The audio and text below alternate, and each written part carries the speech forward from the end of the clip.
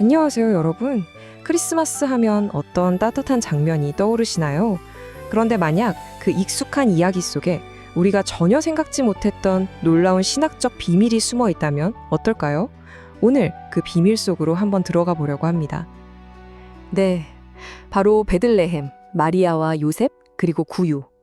이 단어들을 들으면 뭐랄까 머릿속에 딱 하나의 그림이 그려지죠. 너무나 익숙해서. 그래서 우리가 더 이상 질문을 던지지 않게 된 바로 그 이야기 말이에요. 그런데 말이죠. 바로 그 익숙함 때문에 우리가 정말 중요한 걸 놓치고 있었을지도 모릅니다. 한번 생각해 보세요. 온 인류의 구원자잖아요. 그런데 왜 하필 화려한 왕궁도 아니고 이름도 없는 작은 마을에 그것도 허름한 구유에서 시작해야만 했을까요? 이상하지 않나요? 자, 그 답을 찾기 위한 첫 번째 실마리, 바로 장소에 있습니다. 왜 수많은 곳 중에 하필 베들레헴이었을까요? 그때 사람들은 다들 어떻게 생각했을까요? 당연히 위대한 왕이라면 권력의 중심, 예루살렘에서 태어나야 한다고 믿었죠. 그게 상식이니까요. 근데 현실은 어땠나요? 완전히 정반대였어요. 가장 작고 어떻게 보면 가장 보잘것없는 마을, 바로 베들레헴이었습니다. 보세요, 이 엄청난 불일치. 이야기는 바로 여기서부터 시작되는 겁니다. 이게 그냥 어쩌다 보니 그렇게 된 게 절대 아니라는 거예요. 성경은 이미 오래전부터 예언하고 있었어요. 비록 작을지라도 라고요. 이건 뭐랄까 세상의 모든 기대를 그냥 완전히 뒤집어 엎는 아주 의도적이고 치밀한 계획이었던 거죠. 신은 일부러 가장 작은 곳을 선택한 겁니다. 자, 그렇다면 왜 일부러 가장 작은 곳을 선택했을까요? 이게 바로 힘에 대한 우리의 생각을 완전히 바꿔놓습니다.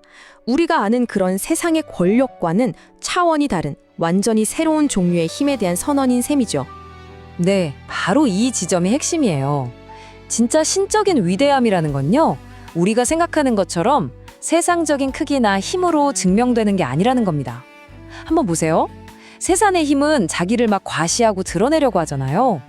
그런데 진짜 신적인 힘은 정반대예요. 오히려 스스로 작아지고 자신을 감출 수 있는 능력, 바로 거기서 드러난다는 역설이죠. 이건 겉으로 보이는 그런 강함이 아니에요. 보이지 않는 곳에서부터 모든 걸 바꾸는 더 근원적인 힘에 대한 이야기인 거죠. 그리고 베들레헴은 바로 이 놀라운 신학을 보여주는 완벽한 무대였던 겁니다. 이제 좀 퍼즐이 맞춰지는 것 같지 않으세요? 역사상 가장 위대한 통치가 가장 낮은 곳에서 가장 조용하게, 하지만 그 누구보다도 의도적으로 시작되었다는 것, 정말 놀랍지 않나요? 자, 그럼 이 스스로 작아지는 신학이라는 새로운 안경을 쓰고 이야기의 중심으로 한번 들어가 볼까요? 바로 구유입니다. 이걸 다시 들여다보면요, 그 의미가 정말 완전히 다르게 보일 거예요. 보통 구유하면 뭐가 떠오르세요? 그쵸? 가난, 실패, 뭐 이런 이미지들이죠. 방 한 칸 구하지 못해서 어쩔 수 없이 선택한 곳, 준비도 안 된 초라한 시작. 우리는 대부분 그렇게 기억하고 있습니다. 그런데 만약에요, 그 모든 게 실패가 아니라 사실은 가장 완벽한 계획의 일부였다면 어떨까요?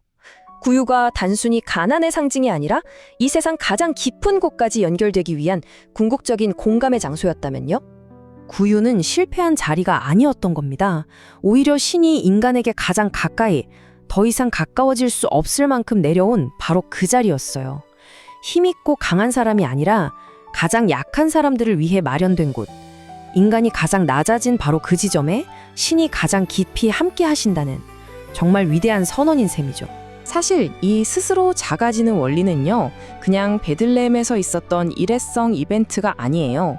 이게 바로 세상을 바꾸는 신의 일관된 방법, 시그니처 스타일 같은 겁니다. 바로 신적인 방식이죠.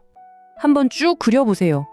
가장 무력하고 연약한 아기로 시작해서 우리와 똑같은 평범한 인간의 삶을 한 걸음 한 걸음 걸어가고, 그리고 마침내 십자가의 희생으로 그 모든 것을 완성하는 이 거대한 흐름, 이게 바로 신이 일하는 방식의 패턴이라는 거예요.